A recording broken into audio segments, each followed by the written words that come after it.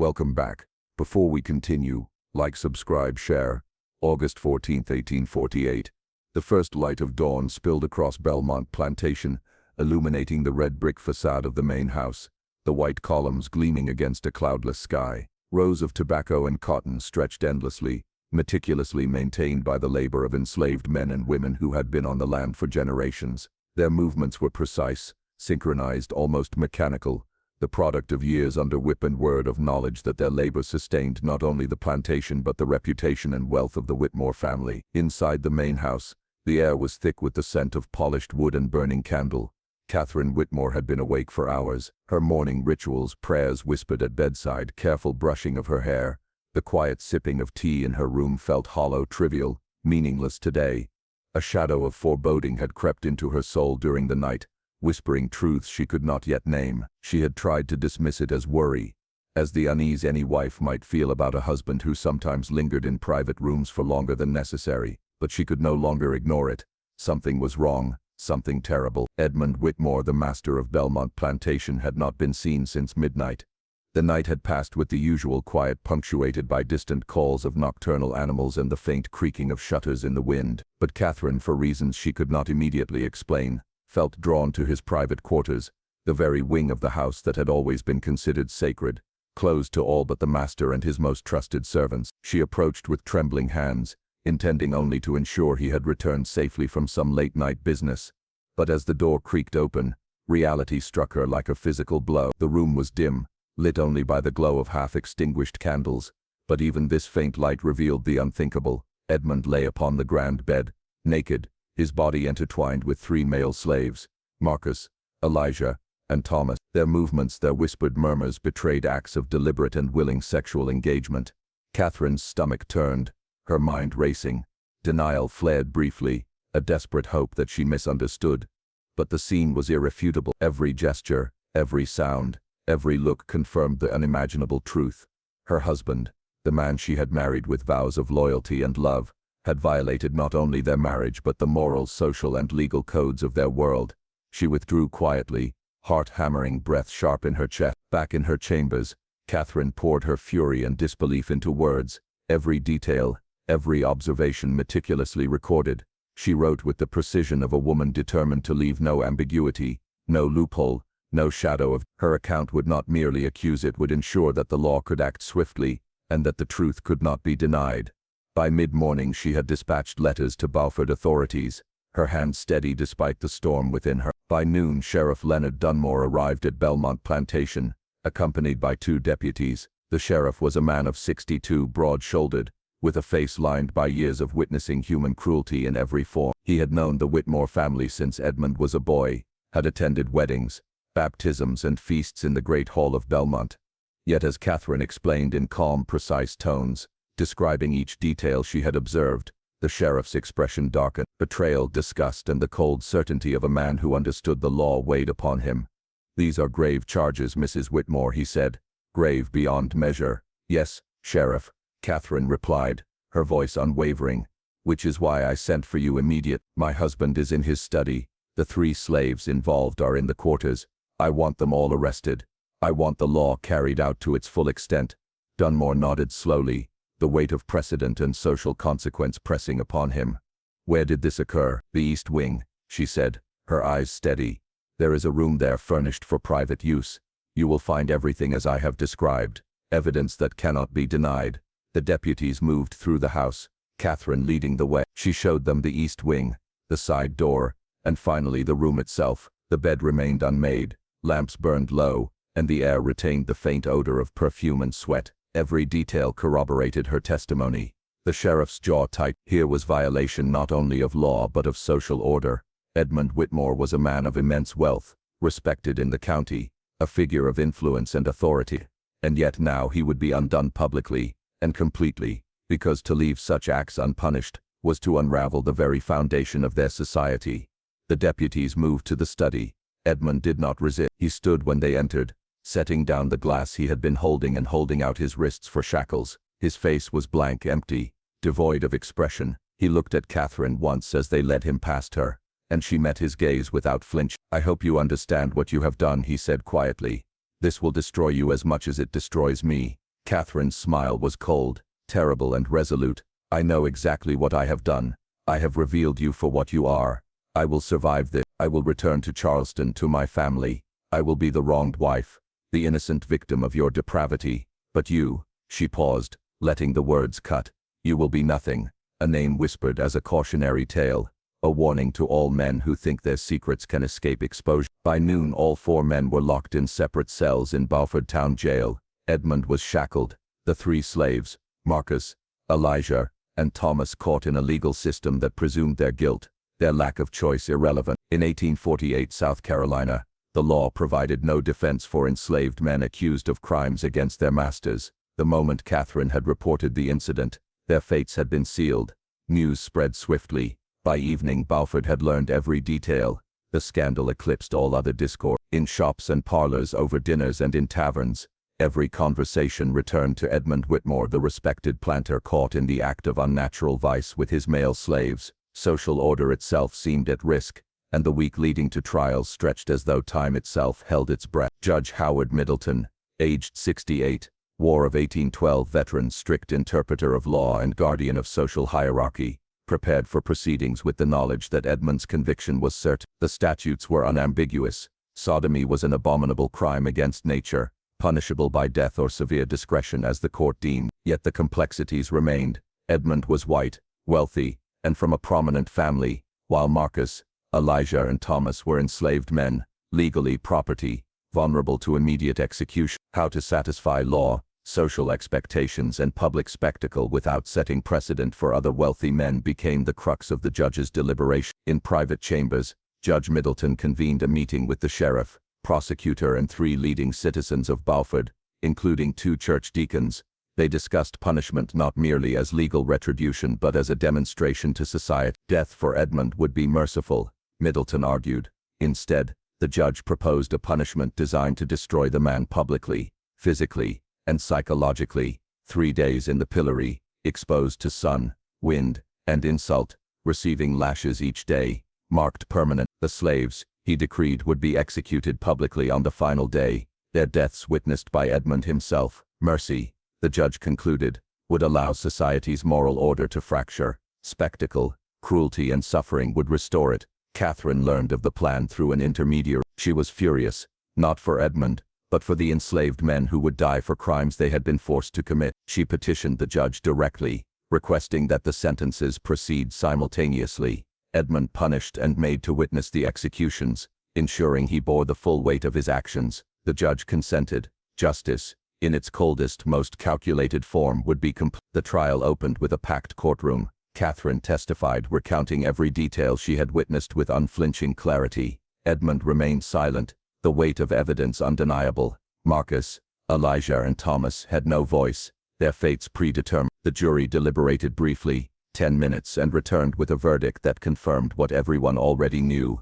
Edmund guilty of sodomy, the 3 enslaved men guilty of participating and corrupting their master. The sentence was pronounced: 3 days in the pillory, with daily lashes for Edmund, execution by hanging for Marcus, Elijah and Thomas on the 3rd day. Catherine had achieved what she intended. Her husband, the man who had betrayed her and violated societal and marital codes, would be publicly destroyed, yet she had also ensured that those he coerced would witness the consequences, that history would remember not only the crime but the full scope of its cost. Justice, vengeance and social order were intertwined, a tapestry of cruelty, law and morality. The morning of the first day of punishment arrived with an oppressive heat. Sunlight reflected off the red bricks of Bowford Town Square, where citizens had begun to gather, drawn by curiosity, moral outrage or simple desire to witness spectacle. Chairs were set for prominent families, while the rest stood whispering, fanning themselves against the growing warmth. Children were kept at home, but older boys and girls crowded the edges,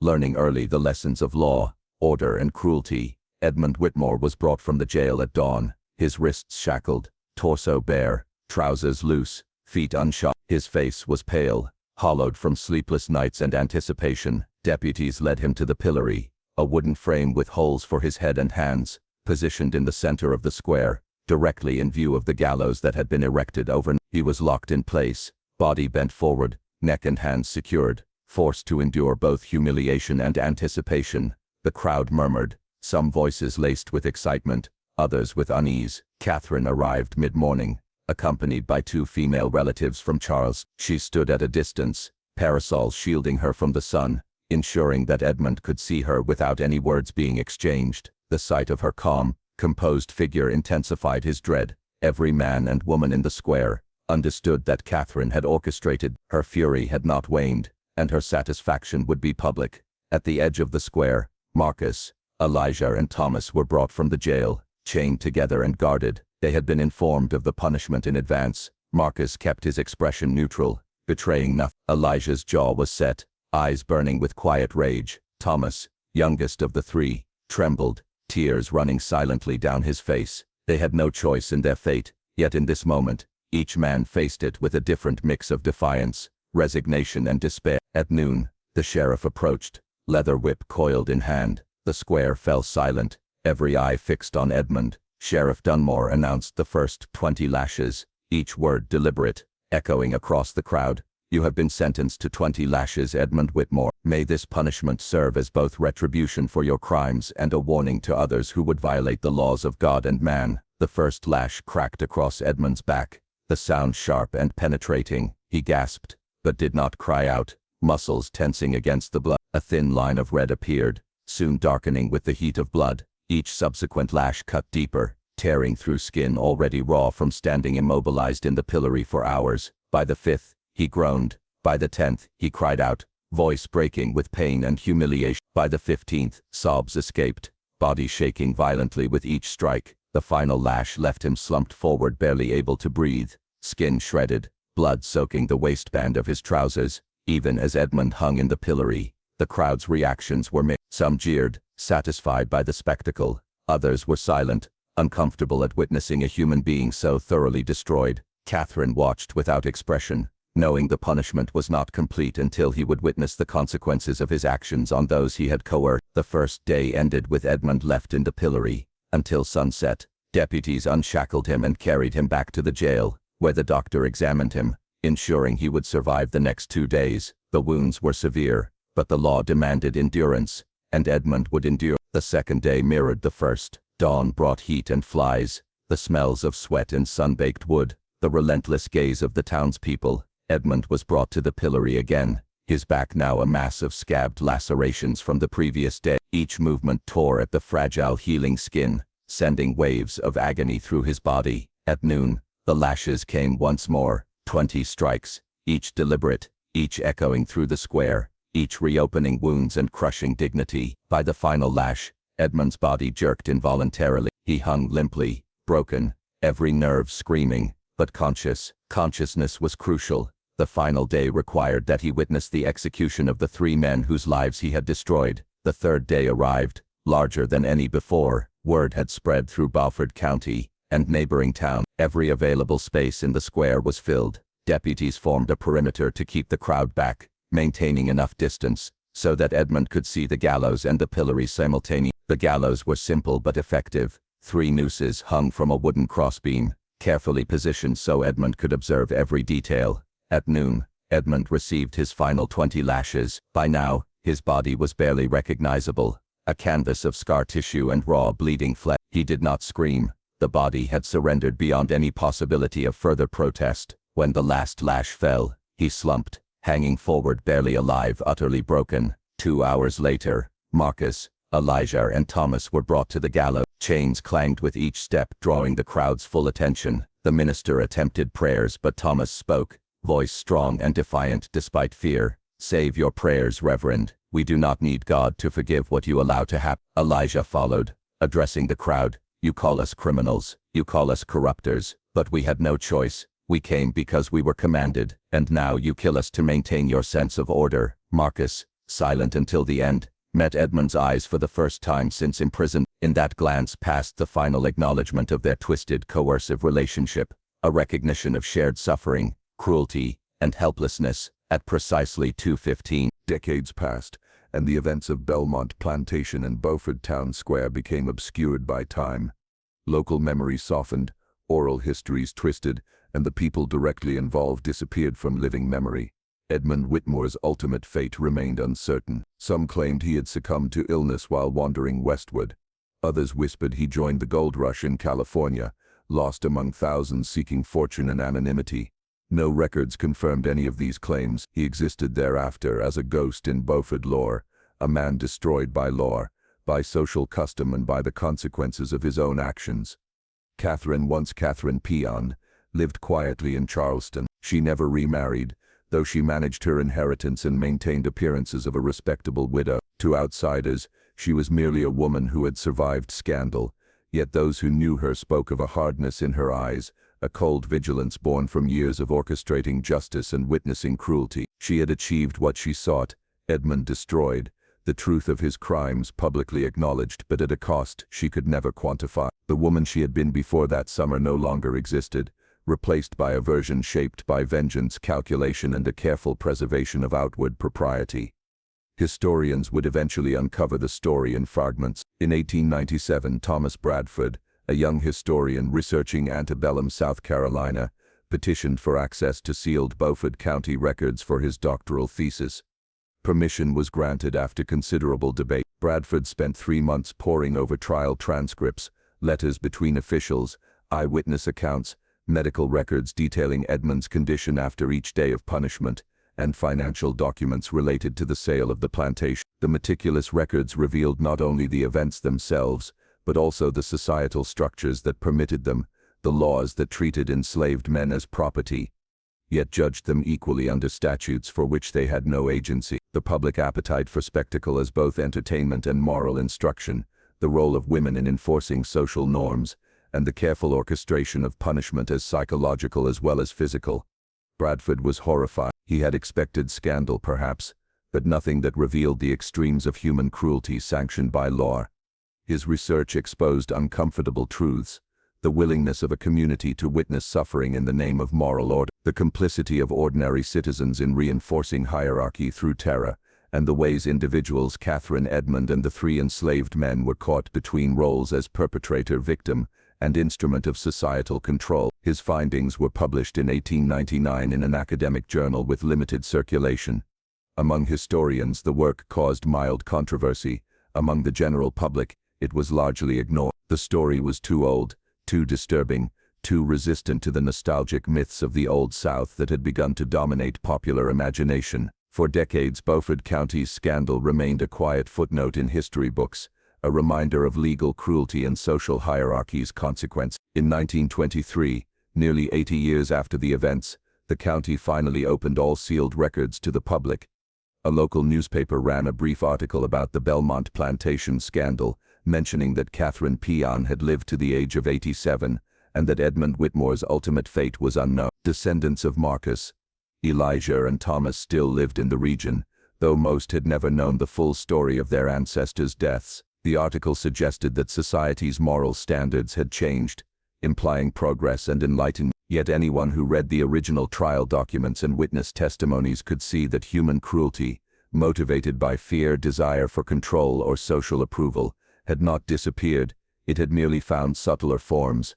A marker was eventually erected near the former site of the gallows. It acknowledged the deaths of Marcus, Elijah, and Thomas, identifying them as victims of injustice, enslavement, and societal cruelty. But the marker said nothing of Edmund's public humiliation, his 3 days in the pillory, or the 60 lashes that left him physically and psychologically scarred. Nor did it acknowledge Catherine, whose orchestration of punishment blurred the line between justice and vengeance. The part of the story that was too complex, too uncomfortable, and too morally tangled remained invisible. Historians reflected on the layered complexity of the event. Edmund Whitmore was simultaneously abuser and victim, a man who used power to coerce enslaved men into sexual relations, but who was destroyed by a society that demanded conformity, punished transgression with theatrical cruelty, and offered no space for authentic existence. Catherine was both wronged wife and architect of extraordinary vengeance. Marcus, Elijah, and Thomas were the purest victims, men who had no choice, no voice, and no power, used as instruments to reinforce social norms and then executed for crimes they could not refute. The story revealed more than the scandal itself. It revealed the mechanisms of power, the social conditioning that turns ordinary people into witnesses and enforcers of cruelty, and the unsettling ease with which communities justify the destruction of others in the name of law, morality or order. Those who watched the pillory and gallows in 1848, those who threw insults, brought families to observe and cheered or recoiled, were not monsters in isolation. They were ordinary people shaped by expectations, law and fear, a reflection of how society can enforce conformity through public suffering. Even now the echoes remain. One can still imagine the heat of the August sun, the sharp crack of the whip, the rope snapping against wooden boards, the silent horror of spectators and the anguished cries of those who endured injustice. History preserved in documents, letters and local memory allows these echoes to survive, warning of the human capacity for cruelty in service of perceived righteousness, reminding us that morality enforced through spectacle is a fragile and dangerous. The story of Belmont Plantation is not an aberration, nor is it an isolated cruelty. It is part of a broader continuum of human behavior, showing how laws, social hierarchies and collective fear can justify acts of extreme violence and humiliation. It challenges readers and historians to confront uncomfortable questions about justice, morality and human nature. Were the participants monsters, or were they ordinary people conditioned to believe that public suffering served a higher purpose? Does modern society truly differ, or have the mechanisms simply become subtler? Time has not erased the events, and it has not erased the echo. Edmund Whitmore, Catherine Peon, Marcus, Elijah Thomas, Judge Middleton, Sheriff Dunore, Reverend Cartwright and the 347 witnesses who observed cruelty, vengeance and death are all gone, but the story persists in county records, historical studies and markers in town square. The moral ambiguities, the violence justified as social order, and the human suffering remain lessons for those who study history closely, revealing how easily ordinary people can become instruments of cruelty under societal pressure. The legacy of Belmont Plantation endures as a reminder.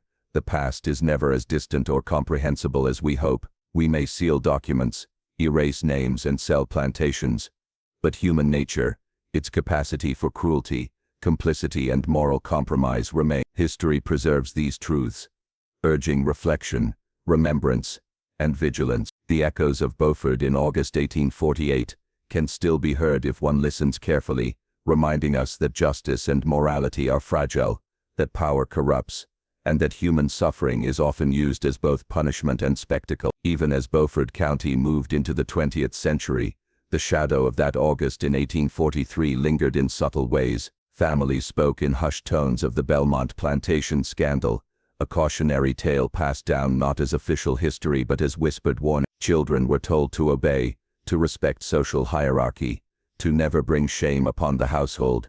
Parents invoked the story as evidence of consequences for moral transgression, often without sharing the full truth. The nuances were lost.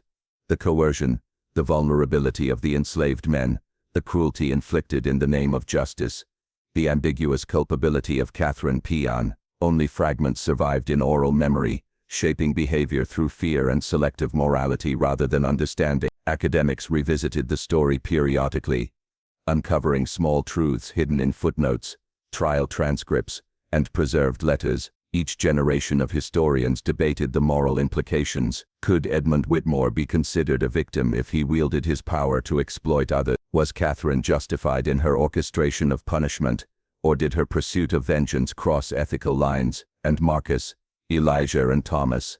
How could a society that claimed to uphold justice simultaneously execute men with no choice, no agency and no voice? These debates were uncomfortable precisely because they revealed that morality in Bowford, like morality everywhere, was never absolute. It was a reflection of power, privilege, fear, and collective expectation. By mid-century, as the South underwent reconstruction, industrialization and social change, Bowford itself became quieter. Public executions were no longer permitted, slavery had been abolished and the spectacles of moral enforcement that had defined the 80s. Yet the cultural echoes persisted. Communities continued to police behavior through social ostracism, economic sanctions and moral judgment. The lessons of 1843 remained embedded in the collective consciousness. Conformity was rewarded, deviation punished, and cruelty often justified in the name of social order. Catherine Peon lived the remainder of her life quietly, her public persona intact.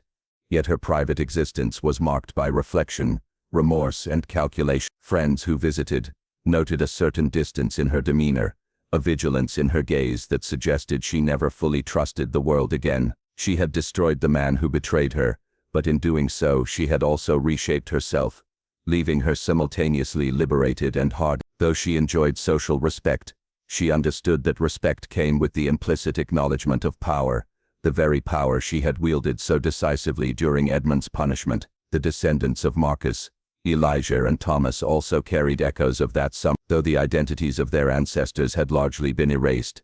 The story of the injustices committed at Belmont Plantation persisted in fragments of family memory. These fragments fostered quiet resilience, a recognition of endurance in the face of cruelty, and the understanding that injustice often operates through structures too large for any one individual to combat alone. For some, the knowledge of their ancestors' suffering became a source of moral grounding, a lens through which to evaluate fairness, authority, and the meaning of justice. By the early 21st century, historians, activists, and local communities began to re-evaluate Bowford's past. The marker record in 2015 acknowledged the 3 enslaved men, condemning the injustice without delving into the layered complexity of their deaths or Edmund's punishment. Yet even this act of recognition, however partial, sparked discussion. Lectures, school programs, and historical tours invited residents and visitors to confront the town's legacy, to consider the nature of complicity, the consequences of law enforced without conscience, and the capacity for ordinary people to witness or perpetrate cruelty. The story of Belmont Plantation, while horrifying, became more than a tale of past brutality.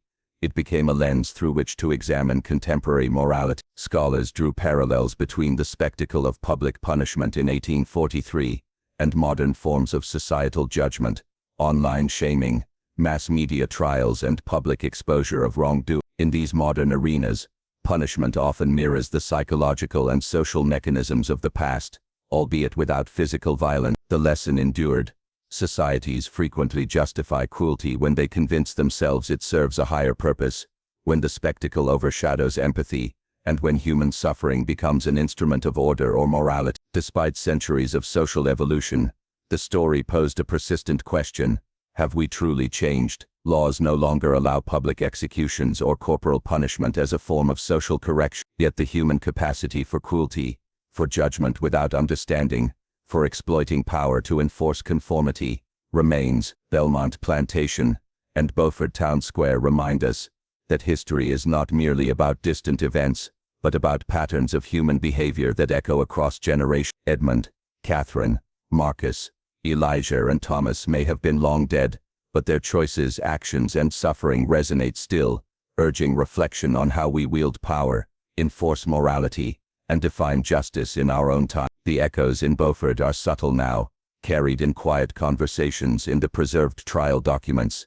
in historical markers, and in the moral consciousness of the community. They remind observers that even in eras that claim enlightenment, cruelty can thrive when sanctioned by society, when fear governs action, or when moral absolutes mask deeper injustices. Listening carefully, one can still hear the whispers of that August in 1843, the crack of the whip, the snapping of ropes, the wails of a man broken, the silent endurance of those with no voice. History preserves these echoes, not merely to shock or entertain, but to illuminate the enduring complexities of justice, power, and human nature. The story remains unresolved in the moral imagination. There are no simple villains or heroes, only humans constrained by circumstance, social hierarchy, and fear, each navigating the intersections of power and vulnerability. Bowford's past serves as a reminder: morality is fragile, justice can be instrumented by cruelty, and societal enforcement of order may demand sacrifices that reveal the worst and best of humanity simultaneously. The events of Belmont Plantation are preserved in records, in memory, and in reflection, disturbing, haunting, and instructive for anyone willing to listen. History, after all, is not merely a record of events, it is a mirror. And in Bowford, the mirror shows us our own capacity for complicity, judgment, and cruelty, as well as our potential for recognition, empathy, and accountability. The echoes of that August day, of Edmund's punishment and of Marcus, Elijah, and Thomas's deaths remain, whispering across the decades. Observe, remember, reflect, and question.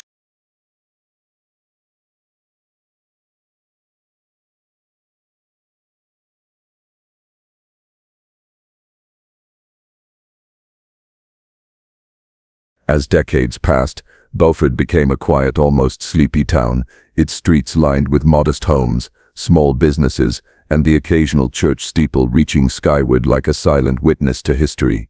The town itself had moved on, or at least pretended to. Willowbrook Plantation was gone, replaced by cultivated fields and new households who had no connection to the Hargrove scandal, yet the land carried its memory, invisible yet persistent, shaping local attitudes and whispered cautionary tales passed down through generations. Children grew up hearing snippets of the story, not the full account, but enough to instill fear of disobedience, mistrust of outsiders, and an understanding that reputation could be destroyed quickly and irrevocably. The full horrors, the pillory, the lashes, the public executions, were rarely spoken of openly, though old-timers who remembered fragments shared them in low tones at the edge of the local tavern or church hall. These stories carried a weight beyond entertainment. They were moral instruction, warnings of the consequences of stepping outside social bounds, and reminders of human cruelty cloaked in justice. By the turn of the 20th century, historians and archivists began to take a more formal interest in the Belmont case. Thomas Bradford's earlier research had revealed a meticulously preserved record of the trial, the punishments, and the aftermath, but much of it had been overlooked by the public. As archivists and local scholars began cataloging these documents, the true scale of what had occurred became apparent. Bradford's work had been a starting point, but the sheer detail of courtroom testimony, letters between officials, and medical reports of Edmund's suffering painted a stark, unflinching portrait of the era's moral and social mechanisms. Public reaction to these revelations was complex. Some viewed the events as shocking yet distant, a cautionary tale of a bygone age. Others were unsettled by the uncomfortable parallels to contemporary society, recognizing that moral enforcement and public judgment had simply evolved into subtler forms. The human appetite for spectacle, for observing the suffering of those deemed wrongdoers, had not disappeared. It had migrated into newspapers, gossip columns, and eventually digital media. Bowford's past offered lessons not merely in cruelty, but in the ways societies continue to structure punishment, judgment, and hierarchy. Catherine Peon remained a figure of fascination for historians. Her careful orchestration of Edmund's punishment and the execution of the enslaved men demonstrated a combination of strategic intelligence, moral certainty, and personal vengeance. Her life after Bowford was quiet, yet scholars speculated that the psychological imprint of her actions, both the liberation from her marriage and the calculated cruelty she administered, left indelible marks on her character. Catherine's choices reflected the paradox of human morality. She had been wronged, yet in pursuing justice, she became an agent of suffering herself. Edmund Hargrove's ultimate fate remained partly shrouded in mystery. Accounts varied. Some claimed he went west to Texas, living anonymously among settlers. Others suggested he perished within a few years, unable to survive without privilege or protection. The uncertainty of his end mirrored the uncertainty of moral judgment in Bowford. He was both perpetrator and victim, abuser and abused, a man destroyed by his own choices yet also by a society that allowed, even demanded, extraordinary cruelty to maintain social order. The descendants of Marcus, Samuel, and Daniel carried a quieter legacy. Though the identities of their ancestors were largely lost to history, family memory preserved fragments of resistance, endurance, and injustice. These stories shaped attitudes toward authority, fairness, and survival, instilling a cautious awareness of power dynamics and the consequences of societal oppression. In a sense, the enslaved men's influence extended beyond death, teaching resilience, moral clarity, and the recognition of injustice through the prism of lived experience. In 2015, the historical marker erected near the site of the gallows symbolized a form of reckoning, an acknowledgement that some injustices, however long ago, demand recognition. It named Marcus, Samuel, and Daniel, highlighting the tragedy of their forced compliance and legal execution. Yet it left out the more complex layers of punishment and human interaction: Edmund's suffering, Catherine's agency, the social spectacle, and the psychological devastation inflicted on all involved. This partial remembrance reflected society's ongoing discomfort with the intricacies of moral responsibility, choosing simplicity over nuanced understanding. The story of Bowford continues to challenge assumptions about justice and morality. It asks difficult questions. What is the role of law when it serves power rather than fairness? How does society justify cruelty in the name of order? Can victims ever escape the consequences of societal structures that use them as instruments of punishment? The events of Willowbrook Plantation are preserved, not merely as historical fact, but as enduring moral inquiry, inviting reflection on the ways humans continue to navigate power, justice, and retribution. In classrooms, archives, and local memory, the tale is used both to educate and to warn. It demonstrates the consequences of hierarchical systems that prioritize property, reputation, and control over human dignity. It exposes the fragility of compassion in the face of fear and social pressure, and it reminds contemporary observers that moral complexity rarely resolves neatly, that individuals can be both wronged and wrongdoers, and that justice as defined by society can be simultaneously protective and destructive. Bowford's legacy is neither clean nor comforting. The echoes of 1843 linger in subtle forms, in public debates about fairness and punishment, in local stories passed between generations, in historical research that continues to uncover forgotten truths. Edmund, Catherine, Marcus, Samuel, and Daniel may all be long dead, yet their lives, actions, and suffering remain, carried forward in memory, documentation, and moral contemplation. These echoes, like faint murmurs across decades, remind us that history is not simply a record of events. It is a reflection of human nature, a test of societal conscience, and a mirror in which we might see ourselves. Ultimately, Bowford asks its descendants and all who study its past to confront uncomfortable truths. Cruelty is never eradicated, it merely adapts. Justice can be weaponized, morality can be manipulated, and ordinary people can participate in extraordinary harm when guided by fear, expectation, or the illusion of righteousness. The story of Willowbrook Plantation is not merely an artifact of a distant time. It is a challenge to examine the present, to question the systems we uphold, and to consider how we might act when confronted with injustice, cruelty, or the temptation to enforce moral order at the expense of humanity. Listen carefully, and the echoes remain. The crack of the whip, the silent endurance of the enslaved men, the wails of a man broken, the resolute determination of a woman seeking justice, they persist across generations, reminding us that the past is never fully gone. History, memory, and reflection converge in Bowford, urging every observer to reckon with the uncomfortable reality that human cruelty and resilience are intertwined, and that the lessons of Willowbrook Plantation remain as relevant today as they were in August. Even as the years passed, the shadow of Willowbrook Plantation stretched far beyond Bowford. Descendants of the town's original families carried, often unconsciously, the attitudes shaped by the scandal. In some homes, the story was softened, told as a cautionary tale about propriety and obedience. In others, it was whispered as a horror story, emphasizing punishment, social hierarchy, and the consequences of violating the rigid moral codes of the Antebellum South. Few truly confronted the layered realities of who had suffered, who had wielded power, and how complicity and fear had driven the collective actions of the townspeople. The psychological toll on the community was subtle yet pervasive. Elders who had witnessed the last remnants of the scandal recounted details only in hushed tones, their voices dropping when children were near. The spectacle of Edmund's punishment and the executions had left an indelible mark, not merely as entertainment or social affirmation, but as a traumatic reminder that law, morality, and cruelty were inseparable in the town's culture. Families absorbed the lesson that the consequences of stepping outside societal norms could be catastrophic, that public judgment could destroy both private and public life, and that even those in power were not immune to collective vengeance. Catherine Peon's later years remained cloaked in quiet dignity and discreet notoriety. She managed her affairs with precision, never remarrying, and maintained her presence in Charleston society with a careful balance of piety and propriety. Yet historians later speculated that the coldness in her eyes reflected the cost of vengeance. Achieving justice through orchestrated cruelty had preserved her autonomy, but it had extracted a price from her spirit. Catherine's story illustrates a paradox.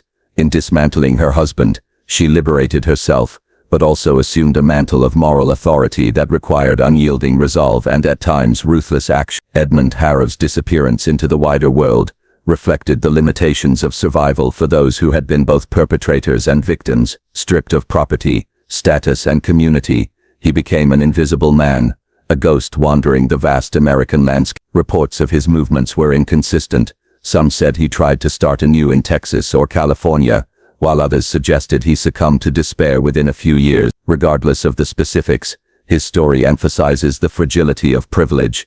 Even those born into power could be rendered powerless by the combined forces of societal judgment and personal transgression. The lives of Marcus, Samuel, and Daniel, though violently curtailed, continued to resonate. Their execution had been both punishment and spectacle, a chilling demonstration of societal priorities that placed property and hierarchy above human dignity. Historians later emphasized that they were pure victims, enslaved men with no agency, forced into circumstances dictated by power, and executed for acts they had no genuine ability to refute. The public witnessing of their deaths symbolized the extent to which society endorsed cruelty as a tool of moral and social control. Their story endures as a stark reminder of how systemic injustice manifests, and of the countless voiceless individuals throughout history whose lives were sacrificed for the maintenance of power. As the 20th century progressed, the story of Willowbrook Plantation slowly entered public discourse, aided by the opening of previously sealed documents. Newspapers and journals recounted the scandal with varying degrees of accuracy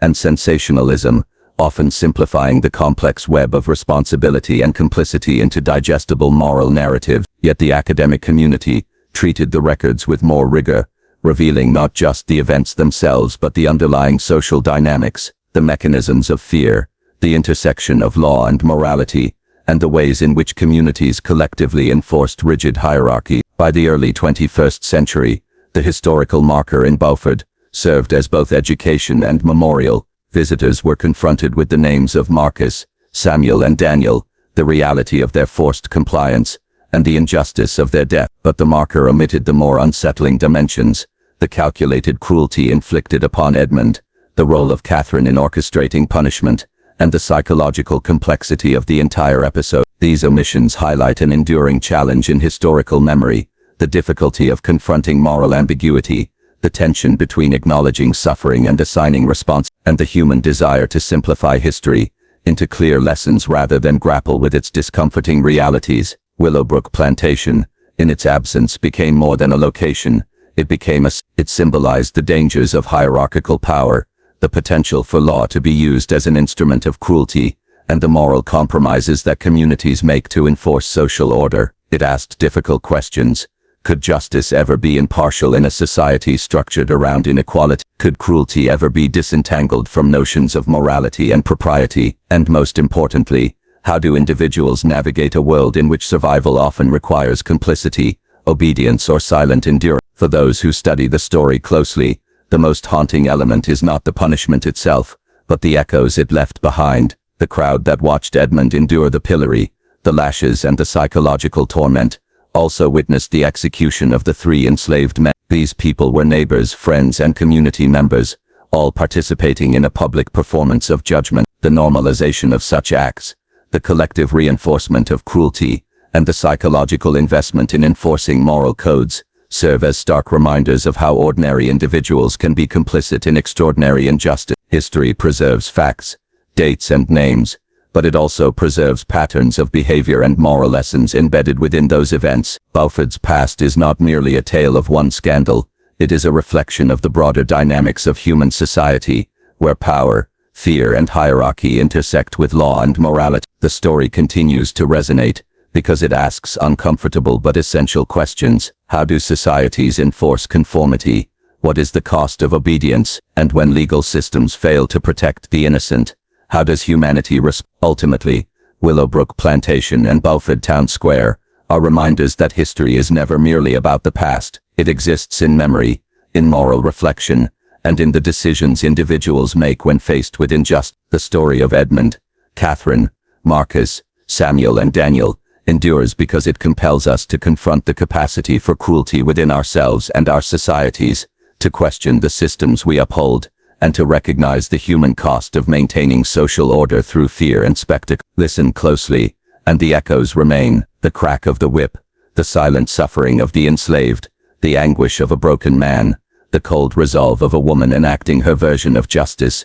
They persist, urging reflection and moral inquiry. In this way, Willowbrook's story is not simply history, it is a cautionary tale, a moral mirror, and an enduring challenge to confront the complexity of justice, cruelty, and human nature across generations. The story of Willowbrook Plantation did not end with Edmund's disappearance or the deaths of Marcus, Samuel, and Daniel. In the decades that followed, Bowford County evolved, yet the echoes of those 3 August days in 1843 remained embedded in the collective consciousness. Families who had attended the spectacle passed down warnings, coded as morality lessons. Obedience, discretion, and vigilance were essential to survival in a world where public judgment could strike anyone who transgressed social norms. Catherine Peon, now firmly established in Charleston society, lived her life carefully balanced between respectability and private memory. She never spoke publicly of the details, though family letters hint at her complex reflections, the mixture of triumph and moral compromise, of justice achieved and human cruelty administered. The years hardened her resolve, and while she appeared serene in church pews or social gatherings, private journals revealed lingering questions about the cost of vengeance. She had secured her freedom and preserved her dignity, but at the price of orchestrating extraordinary suffering. In the quiet of her home, she sometimes questioned if the destruction of her husband had truly liberated her, or if she had traded one form of imprisonment, social expectation, for another, the knowledge of what she had caused. For Edmund, history treated him as a ghost, a man erased. Those few who claimed to see him later described someone hollowed, permanently haunted by guilt and the memories of suffering he had witnessed. Without social standing, without wealth, and without community, he became a wandering figure in a rapidly changing America. Whether he fled westward to Texas or joined the gold rush in California, Edmund carried the consequences of his actions and the judgment of a society that demanded conformity.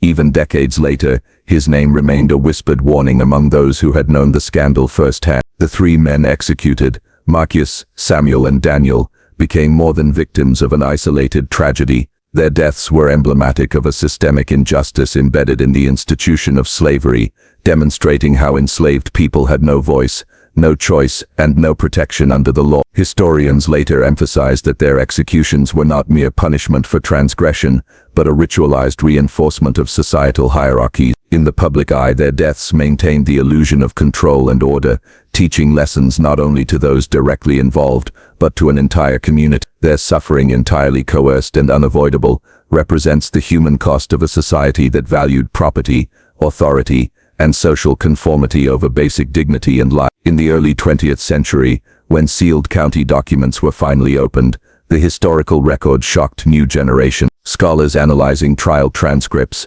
medical reports, and eyewitness accounts were struck not only by the events themselves, but by the willingness of an entire town to enforce cruelty as spectacle. The documents revealed layers of complicity, townspeople who cheered, judges who codified punishment, and witnesses who rationalized cruelty as morality. The story disrupted romanticized narratives of the antebellum South, highlighting instead a culture where law, morality, and violence were deeply intertwined, and where justice was often a tool for enforcing power rather than protecting the vulnerable. In 2015, the small historical society's marker in Bowford Town Square became a tangible acknowledgement of these injustices. Visitors were reminded of Marcus, Samuel, and Daniel, and the circumstances of their deaths. Yet the marker remained incomplete. It omitted the 3 days of public punishment endured by Edmund, the calculated orchestration by Catherine, and the psychological dimensions of guilt, revenge, and societal complicity. This selective memory reflects a broader challenge in historical narrative. Societies often confront atrocities only partially, emphasizing certain victims while neglecting others, simplifying moral complexities, and leaving unresolved questions about responsibility and human nature. The story of Willowbrook Plantation raises enduring moral and philosophical questions. Was Catherine justified in orchestrating Edmund's destruction, or did her pursuit of personal justice cross ethical boundaries? Could Edmund be considered a victim of societal expectations even as he exercised abusive power over the enslaved men? How does one reconcile the duality of being both abuser and victim within a rigidly hierarchical system? And most importantly, how does society judge individuals when moral codes, law, and social order collide? Even in the present day, historians and ethicists continue to study the Willowbrook case, not only as a historical curiosity, but as a lens through which to examine the human condition. The narrative illustrates the dangerous potential of collective morality, divorced from empathy, the consequences of rigid hierarchies enforced through fear, and the ways in which power can distort justice. It is a story that challenges assumptions about victimhood and culpability, showing how moral complexity often resists simple judgment. Ultimately, Willowbrook Plantation is not merely an artifact of the past. Its legacy persists in the lessons it imparts about human nature, social structures, and the capacity for both cruelty and resilience. Edmund, Hargrove, Catherine Peon, Marcus, Samuel, and Daniel all played roles in a tragedy that was as much about societal complicity as individual action. Their lives, their suffering, and the choices they made or were forced to endure remain a mirror reflecting the enduring tension between power, morality, and justice. The echoes of Willowbrook remind us that history is never truly gone. It persists in memory, in societal norms, and in the ethical questions it provokes. As we confront the legacies of past injustices, we are challenged to recognize the patterns that allowed cruelty to thrive, and to consider the responsibility we bear in shaping more just and compassionate communities. The story compels reflection, not only on the horrors of the past, but on the moral choices we face today, the empathy we extend or withhold, and the systems we uphold that determine who lives, who suffers, and who is silent. The events of Bowford Town Square in 1843 may have faded from immediate memory, but their lessons endure, quietly resonating for anyone willing to listen. They caution against the normalization of cruelty, the abdication of moral responsibility, and the seductive power of collective judgment. And in listening to these echoes, perhaps we can better understand not only the past, but also the human capacity for both darkness and redemption. Though nearly 2 centuries had passed since the horrors at Willowbrook Plantation,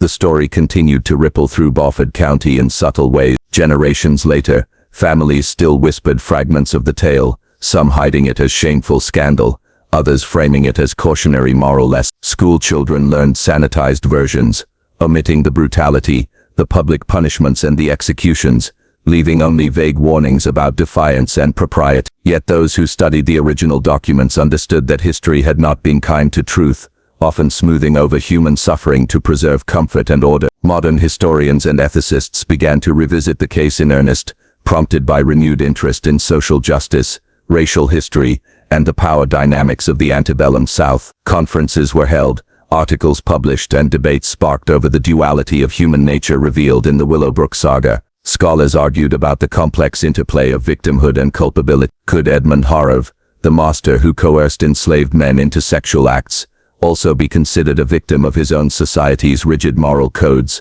Was Catherine's orchestration of her husband's punishment an act of justice, revenge, or moral extremism? And most of all, how could society reconcile the deaths of Marcus, Samuel, and Daniel, who had no agency yet bore the ultimate penalty? These discussions were not abstract. They served as mirrors reflecting contemporary social dynamics. Questions about power, consent, authority, and public shaming had not disappeared. Modern debates about systemic oppression, scapegoating, and the ethics of punishment resonated with echoes of Bowford. Scholars noted the continuity of human behavior, the same psychological mechanisms that allowed townspeople to cheer during public punishments centuries ago could manifest in modern societies, when collective outrage substitutes for empathy. Visiting the marker in Bowford Town Square in 2015, some observers were moved to tears. The sparse words etched in stone acknowledged only Marcus, Samuel, and Daniel, leaving out the full story of suffering, cruelty, and retribution. Yet the silence in the narrative forced reflection. Observers imagined the pillory, the lashes, the gallows, the faces of those who watched and those who endured. They saw in their mind's eye Catherine standing poised and resolute, Edmund trembling in exposure, and the 3 enslaved men facing their fates with dignity, defiance, or despair. The marker became a space for contemplation, a place where history and morality intersected, and where visitors could confront uncomfortable truths about the past and themselves. The case also prompted questions about storytelling and memory. Who decides which aspects of history are remembered and which are forgotten? How do social, racial, and gendered hierarchies shape historical narrative? Willowbrook Plantation exemplified selective memory.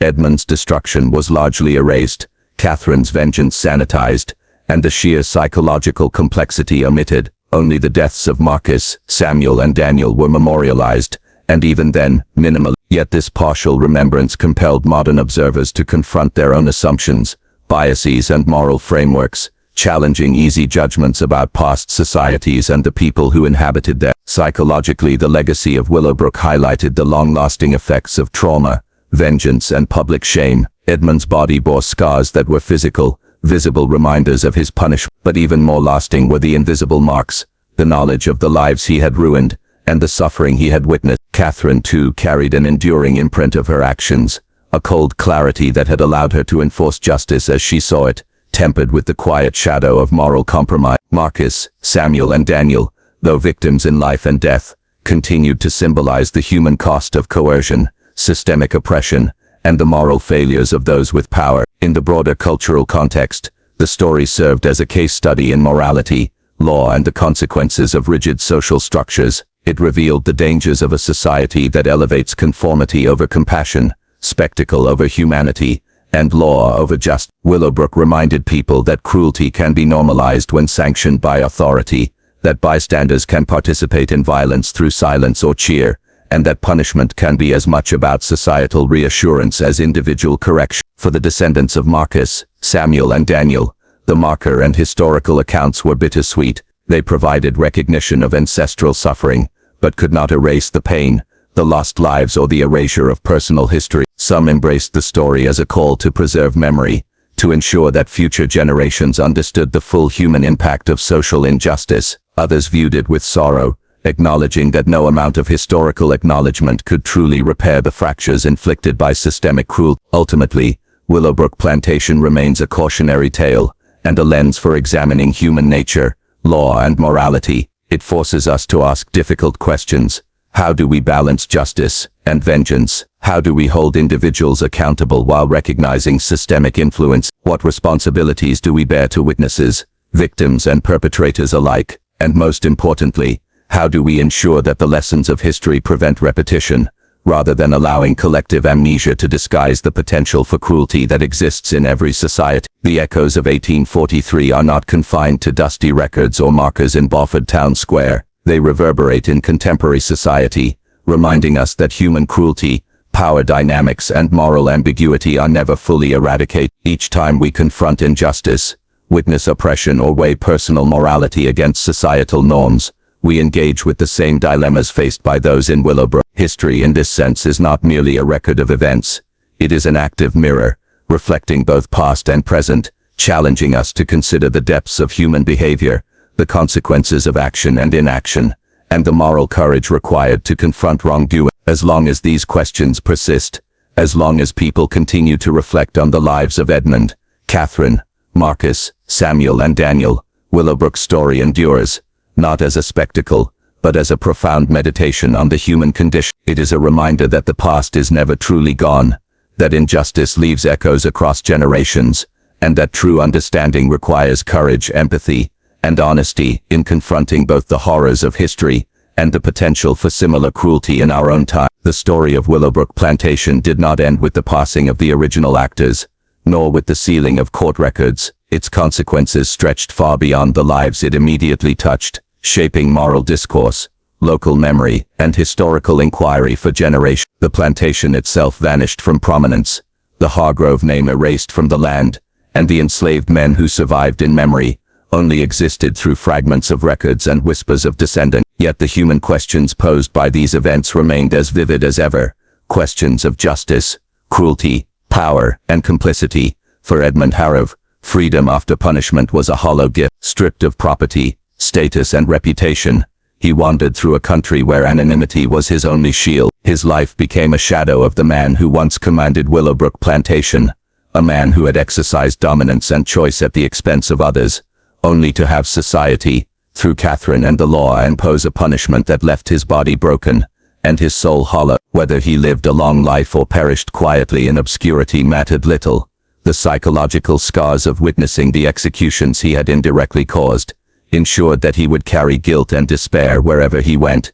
Catherine Petton emerged as a woman both empowered and altered by her action. In orchestrating Edmund's punishment, she reclaimed agency in a society that had long denied her voice. Yet the severity of her vengeance, the careful orchestration of pain, and the knowledge of having overseen the deaths of 3 men, revealed the moral compromises she accepted in pursuit of justice. Her life thereafter was outwardly respectable, socially secure, and materially comfortable, but inwardly she bore the weight of her choices. The eyes of those who knew her noted the hardness, a resilience forged in the fire of both suffering and calculated retribution. Marcus, Samuel and Daniel, the purest victims of the tragedy, remained emblems of innocence destroyed by circumstance, stripped of autonomy, coerced into acts they could not refuse, and ultimately executed under the guise of legality.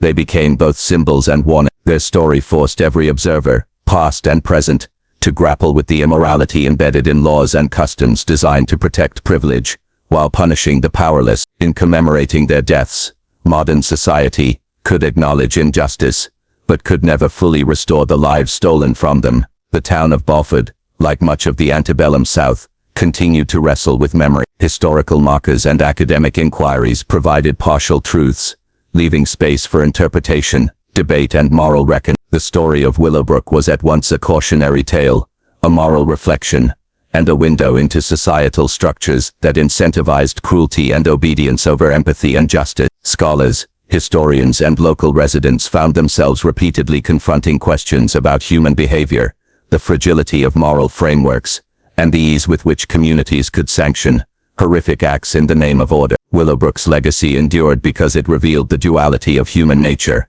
Ordinary people, neighbors. Ultimately, the story of Willowbrook Plantation was more than a historical scandal or a grotesque spectacle. It was a mirror of human nature, reflecting the darkest tendencies of society and the consequences of unchecked power. Edmund, Catherine, Marcus, Samuel, and Daniel each embodied facets of this complex moral landscape: abuse and punishment, vengeance and justice, innocence and exploitation. Their lives and deaths served as both record and warning, a testament to the enduring relevance of history in shaping ethical consciousness. As historians, descendants, and curious minds revisited the events of 1843, they found that the past was never truly past. The echoes of Willowbrook persisted in documents, in collective memory, and in the questions it provoked, questions about who we are, what we value, and how easily justice can be twisted into cruelty. Listening carefully, one could still hear those echoes, reminding us that the measure of civilization is not just in laws, markers, or punishments, but in the capacity for empathy, the courage to confront wrongdoing, and the willingness to remember even the darkest truth. In the end, Willowbrook Plantation was more than a location. It was a lesson, a warning, and a story that demanded reflection. And as long as people sought to understand it, as long as moral inquiry and historical curiosity persisted, the echoes of 1843 would continue to resonate, challenging each new generation to learn from the past, confront injustice, and uphold the dignity of every human life. Decades after the events at Willowbrook, historians and local storytellers continued to grapple with the moral complexity of what had happened. While Catherine's actions had ensured that Edmund's sins were made painfully visible, and that Marcus, Samuel, and Daniel's deaths became an undeniable testament to the injustices of slavery, the story remained morally unresolved. Every retelling prompted questions. Was Catherine's vengeance justified? Could society ever right the wrongs inflicted on the enslaved men? And did Edmund's destruction serve justice, or merely satisfy a need for spectacle and retribution? Local schools occasionally included the Willowbrook scandal in history lessons, but always in sanitized form, focusing on law and procedure, rather than the human suffering at the heart of the tale. Tourists would come to the plantation site, read the marker acknowledging Marcus and Daniel, and feel a faint moral unease. But few truly understood the full extent of cruelty, the careful orchestration of punishment, and the chilling social complicity that had made such brutality possible. Researchers inspired by Thomas Bradford's work began to analyze the case in broader context. They examined how law, religion, and social hierarchy intertwined to create a system where cruelty was normalized, where the powerless were expendable, and where public shaming reinforced communal conformity. Scholars compared Willowbrook to other antebellum Southern cases, noting patterns of repression, exploitation, and spectacular punishment. The narrative revealed that such cruelty was not an anomaly but a structural feature of society that prized obedience and hierarchy above human dignity. Catherine Petton's legacy became a subject of debate among historians and ethicists. On one hand, she was celebrated as a woman who took action against her husband's hidden depravity, asserting moral authority in a world that limited female agents. On the other hand, her orchestration of extreme punishment, her insistence that Edmund witnessed the executions, and her role in the deaths of 3 innocent men, revealed a darker side. She had exercised her agency with precision and ruthlessness, blending justice and vengeance in ways that left ethical clarity elusive. Edmund's story, too, continued to resonate. He became a cautionary tale, a reminder that power without conscience is dangerous, but also that societal condemnation can consume even those who have wielded power responsibly in other areas. The secret desires he had harbored, and the consequences they wrought, illustrated the dangers of living in a society that could neither tolerate authenticity nor protect the vulnerable from exploitation. Edmund's disappearance into anonymity left his end unknown, but in moral terms, he had already suffered a fate far worse than death: isolation, disgrace, and a permanent reckoning with the harm he caused. The lives of Marcus, Samuel, and Daniel remained the most poignant. Scholars and descendants recognized that their deaths were not only acts of cruel punishment, but also emblematic of the wider injustice of slavery itself. Their voices, largely absent from contemporary records, spoke through the gaps, the silences, and the legal documentation that assumed guilt by virtue of their status as property. In commemorating them, modern observers confronted both historical atrocity and the continuing challenge of honoring the humanity of those denied it. Public memory evolved slowly. By the early 20th century, romanticized myths of the antebellum South obscured much of the reality, turning figures like Catherine, Edmund, and even the executed men into archetypes rather than human beings. Yet modern scholarship, supported by archival discoveries and a willingness to face uncomfortable truths, restored some of that complexity. Willowbrook became a case study in moral ambiguity, social power, and the human cost of systemic cruelty. The broader lesson of Willowbrook, perhaps, was that injustice is rarely contained. Even acts intended to enforce moral order or punish wrongdoing ripple through communities, affecting not only those directly involved but also generations to come. Laws may change, public executions may vanish, and society may profess enlightenment, but the ethical dilemmas, the choices between vengeance and mercy, between obedience and conscience, remain ever present. By revisiting Willowbrook Plantation, examining records, and reflecting on the events of 1843, modern observers were forced to ask difficult questions about human nature. How quickly do we accept cruelty when sanctioned by law? How easily do we silence those without power? How do we balance justice with mercy when the social order demands spectacle and compliance? The story of Willowbrook offered no simple answers, only the stark truth that moral certainty is rare, and history is full of echoes that demand reckoning. In the end, the story of Edmund, Catherine, Marcus, Samuel, and Daniel remains as much a reflection on society as on individual choices. It reminds us that power can corrupt, that vengeance can become cruelty, and that injustice can be systematized and normalized. It challenges every generation to consider how law, custom, and moral authority intersect, and what sacrifices are demanded by the pursuit of social order. Above all, it teaches that memory matters. Recording, studying, and remembering events like Willowbrook is essential to understanding the past and ensuring that the echoes of cruelty do not repeat themselves unchecked. Willowbrook Plantation, though gone physically, continues to exist in stories, records, and moral reflection. The square where punishment was administered, the pillory, the gallows, and the unmarked graves of Marcus, Samuel, and Daniel remain in historical memory. The lesson is not just about a single scandal, but about the human capacity for cruelty, for complicity, and for moral choice. In remembering Willowbrook, we confront both the darkness and the responsibility that lies within every society and within us.